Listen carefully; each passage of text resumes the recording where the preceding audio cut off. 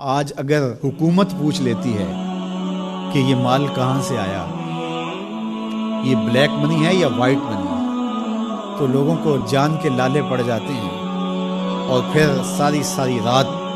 جو ہے وہ ٹیبل پہ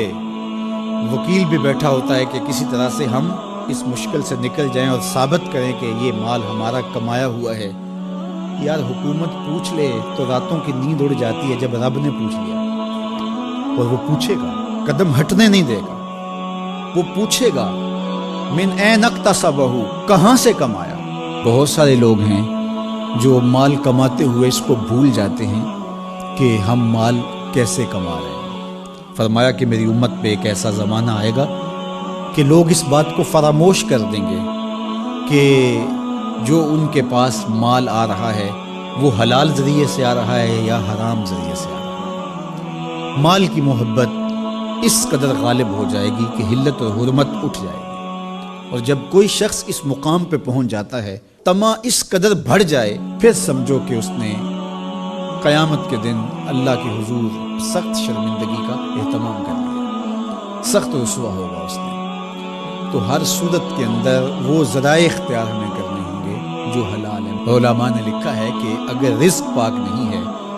تو نیک لوگوں کی دعاؤں سے بھی حصہ نکال دیا جاتا ہے، یعنی ایک تو اس کی اپنی دعا قبول نہیں ہوگی، دوسرا نیک لوگ جو دعائیں مانگتے ہیں، اللہ پوری امت پہ رحم کر، پوری امت کی خیر فرما، تو اس شخص کا حصہ نیک صالحین لوگوں کی دعاؤں سے نکال دیا جاتا ہے۔ تو قیامت کے دن اللہ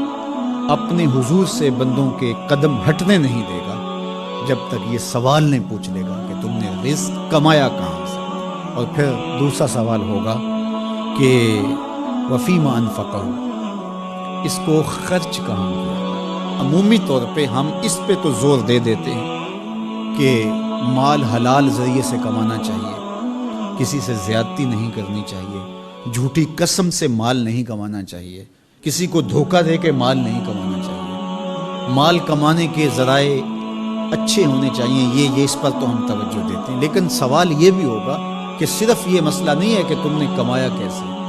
یہ بھی مسئلہ ہے کہ تم نے مال کو خرچ کہاں کیا، مصرف کیا تھے اس کے، فضول خرچی میں، اسراف میں تو وہ مال حلال کی کمائی تم نے ضائع تو نہیں کر۔ ہمارے مالک نے تو ہمیں جو مال ہے اس کو بے وقوف لوگوں کے ہاتھوں میں دینے سے منع کیا۔ بچے ہیں جو مال کے مصرف کو نہیں جانتے، اس طرح گھر کی وہ خواتین جو مال کے مصرف کو اچھی طرح نہیں سمجھتے اور فضول خرچی کرتی ہیں، تو شوہر کی ذمہ داری ہے کہ وہ اخراجات کنٹرول کرے۔ یہ اس آیت کریمہ کی شرح کے اندر علماء نے لکھا کہ بے وقوفوں کو مال نہ دو،